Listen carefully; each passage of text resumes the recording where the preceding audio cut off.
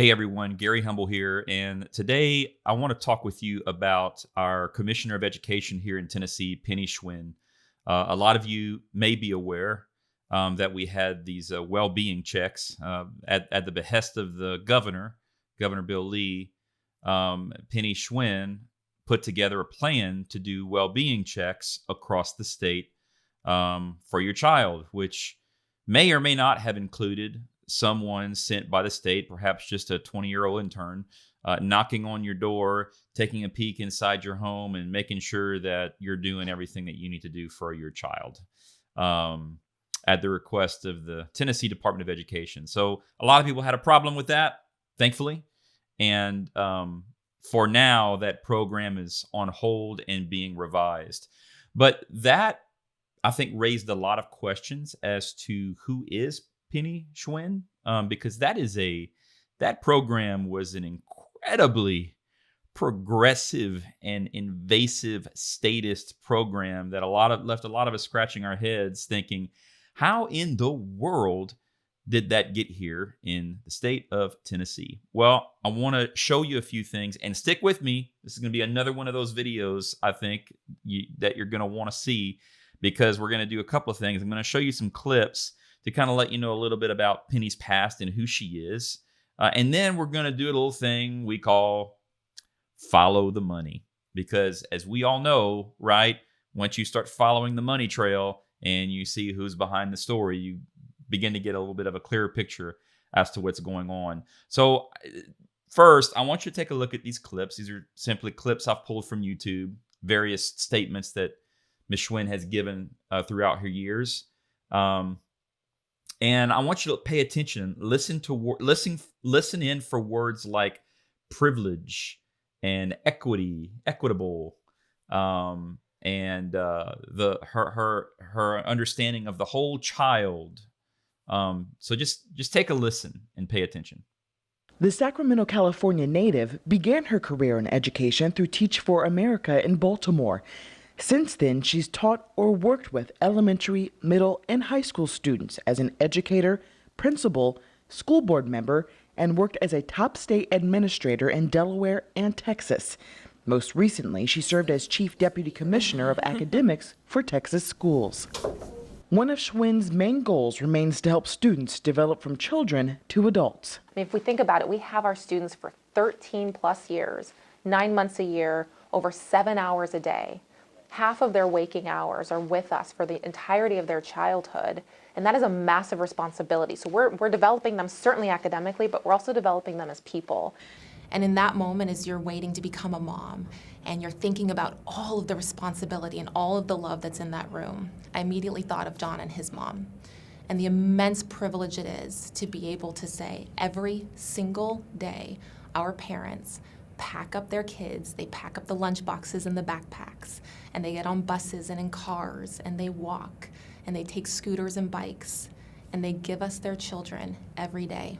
They hand them off at the door, and they give us their babies. Now, I want to break here for just a moment, because there's something that she's saying here about, you give us your children, and we have this incredible amount of responsibility. And I don't want to say that I'm doubting her heart here, maybe, or that somewhere deep inside she truly does take this responsibility and care for children, which I think is a great thing. The problem is that we just see a break here in the role of a parent and the role of a state, right? And what you're going to see, what you see in this trend of how she's speaking and what she's laying out, is an enhanced role of the state in the overall development of the children of Tennessee over the competency of their parents and our ability to parent our children. So let's just continue to listen in. I think it is the values of work really hard, Make sure that you're doing so with integrity. Make sure you're treating everyone equitably and fairly and with respect. And I think that if you live and operate with those core values, it's one of the most important things that you can do. And it's the foundational building blocks to ensuring that you can create a school environment that's welcoming and that provides an excellent opportunity for any child. I grew up in Sacramento, just about 10 miles from where my mom taught, but I had a significantly different set of opportunities than her students did. These opportunities gave me options, and I am very aware of the weight of that privilege. But what we found was that what my mom had, what she was privileged to have, was not the same foundation as Lee.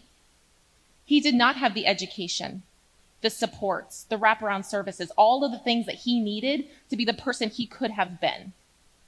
And they went very, very different ways.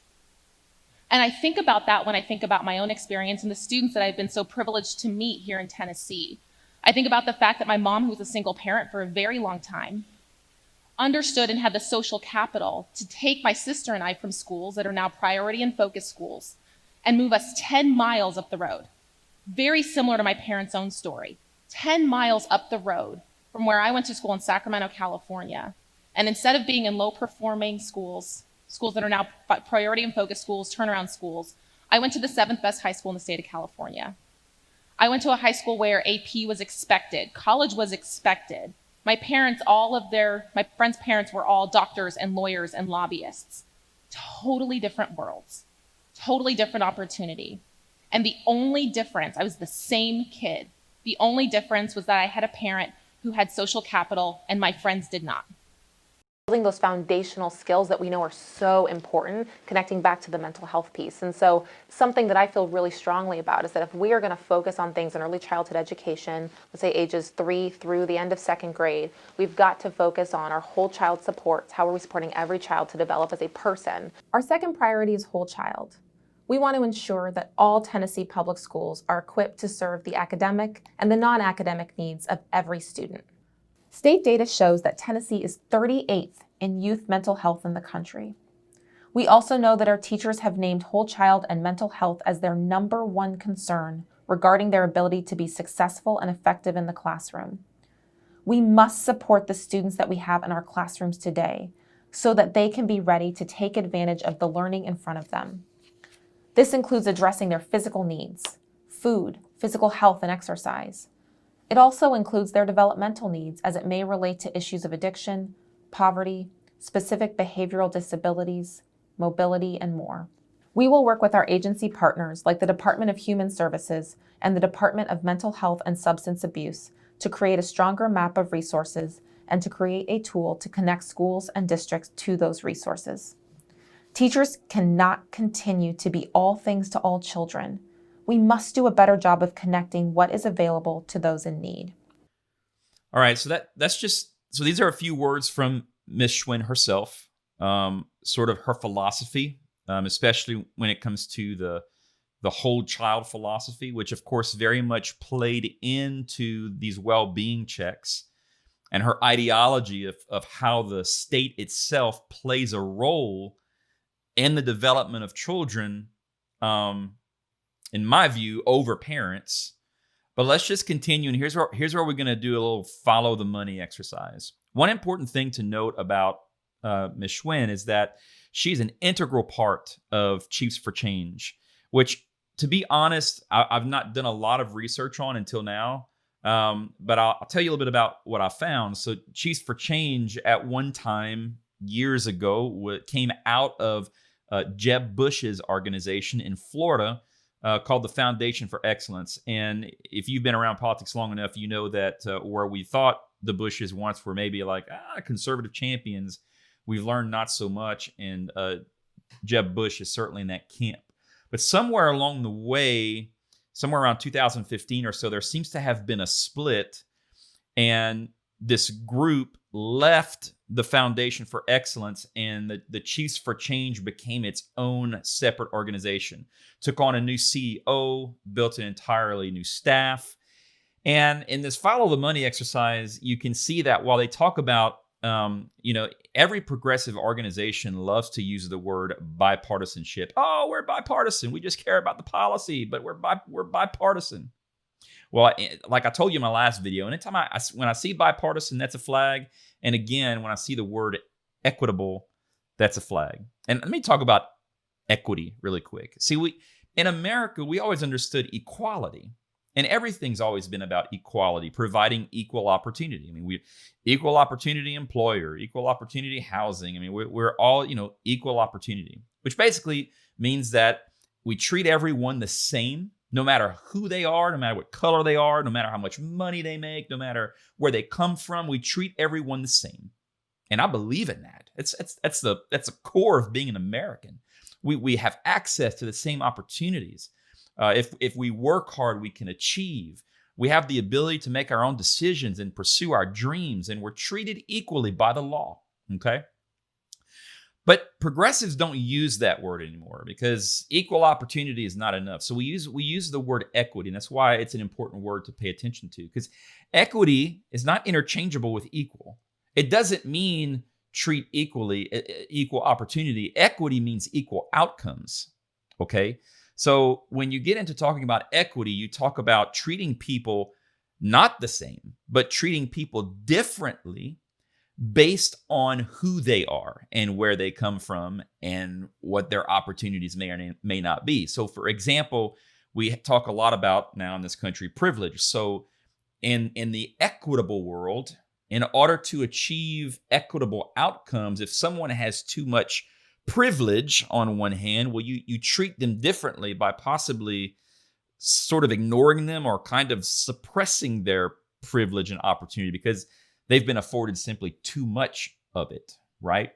And you look at someone who maybe is now disadvantaged, and you treat them differently. You provide them more opportunity and more access so that you sort of even the scales, right?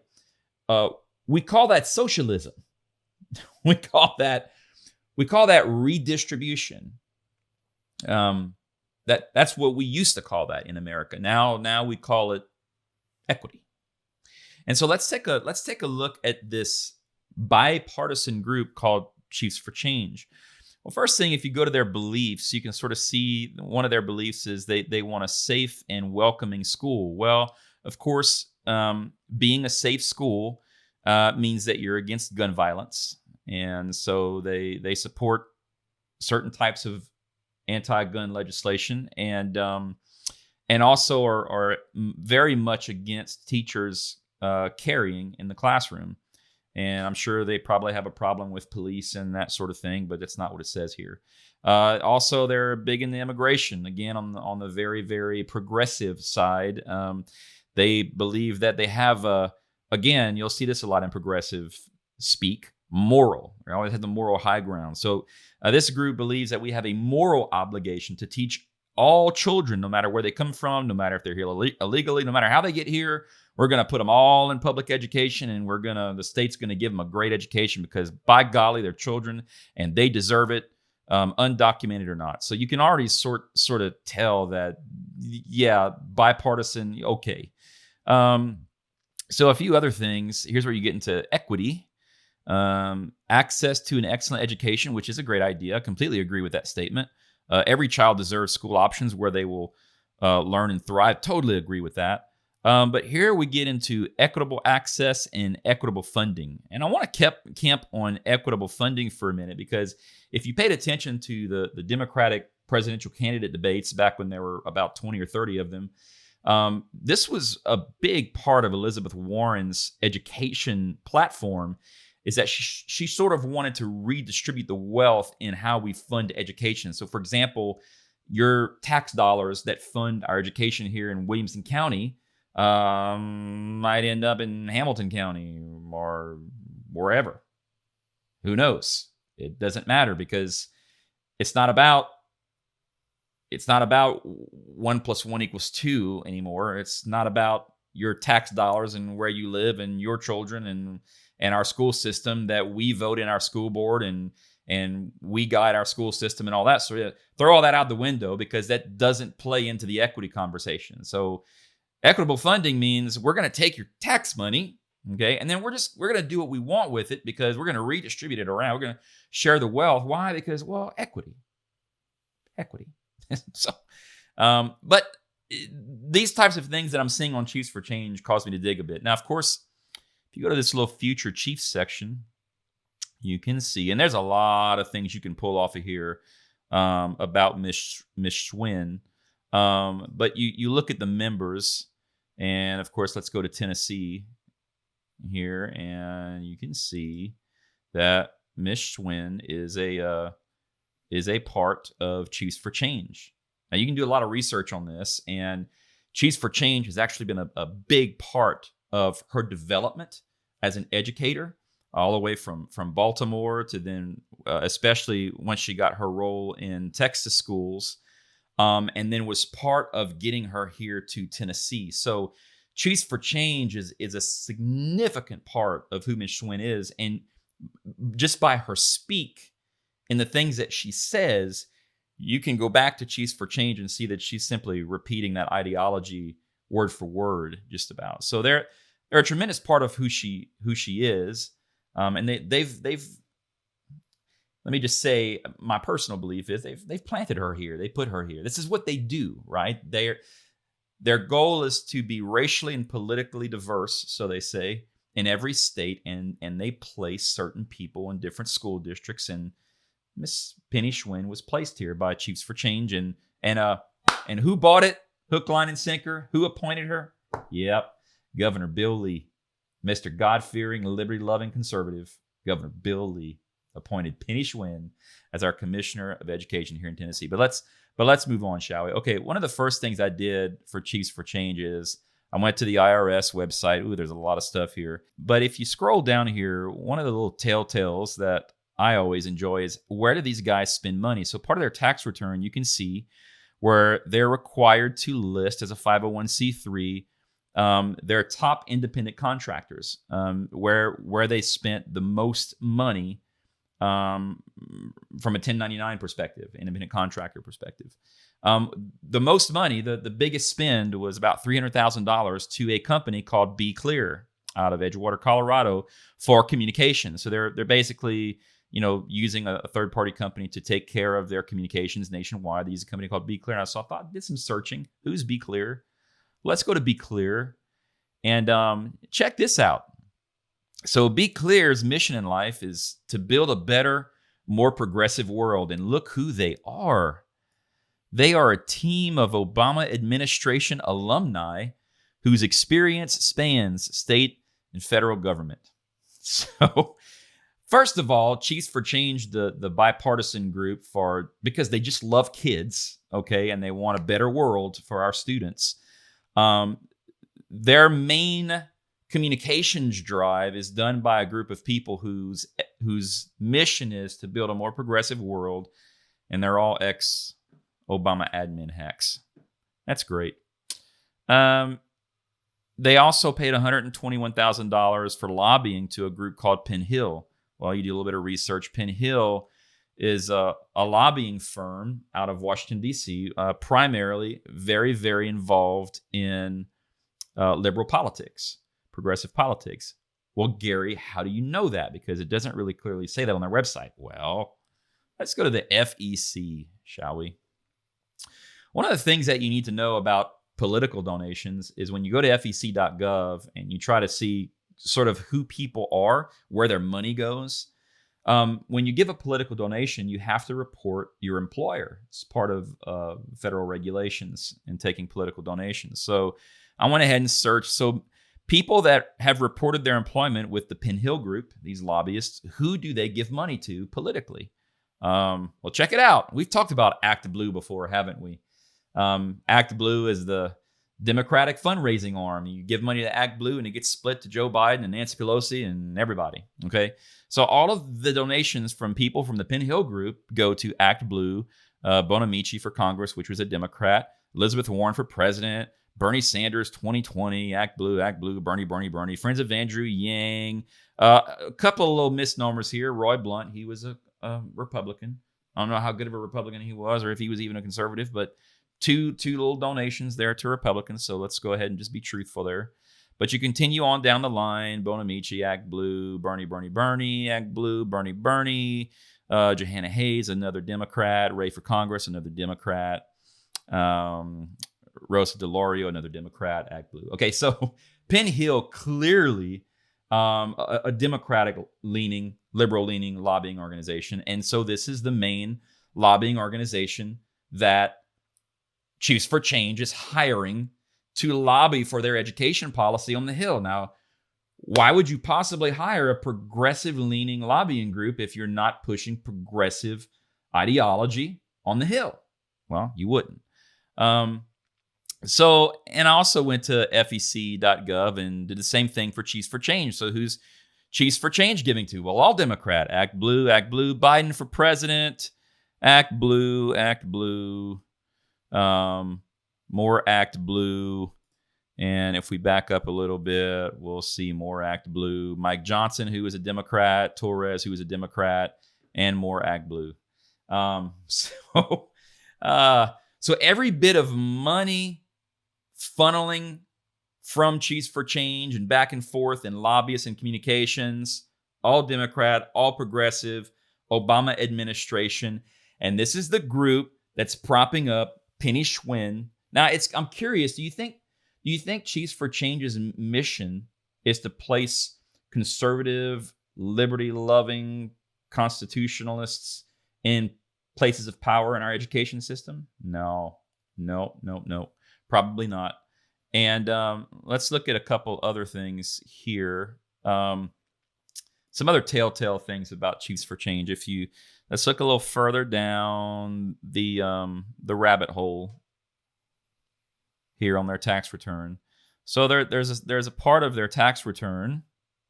Let me get to it here real quick. Part of their tax return where you can see where 501c3 organizations not only take in money or spend money, but give money. So Chiefs for Change is an organization that gives grants to other organizations, nonprofits, and school boards across the country.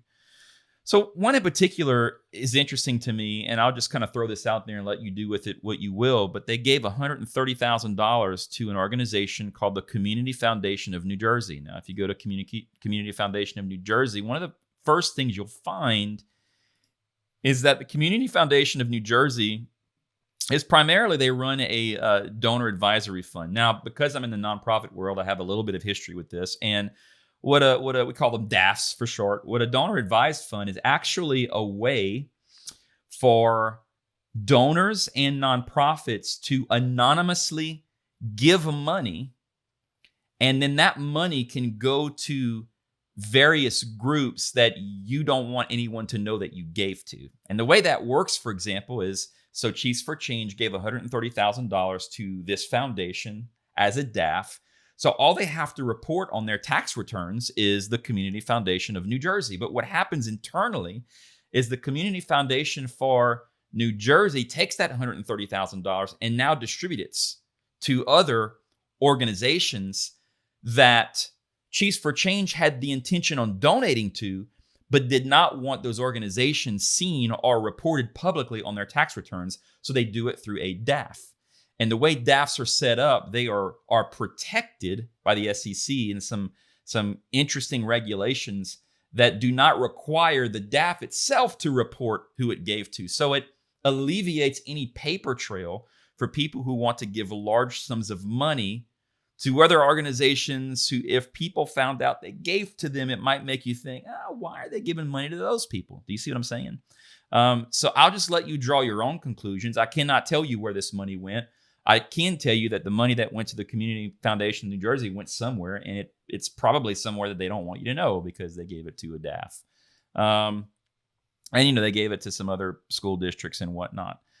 So one of the things that I think it's important for you to see here is, and I'll let you draw your own conclusions, but I'm just going to say personally, it doesn't seem to me as a parent, as someone with school-age children, as a resident of Williamson County, and I'm sure after seeing this video, you might feel the same, and after the Wellbeing Check debacle, I don't think that Penny Schwinn is the right person for Tennessee. She may be a great mom and just a great person, and maybe she does love people and love kids. I'm not doubting any of that.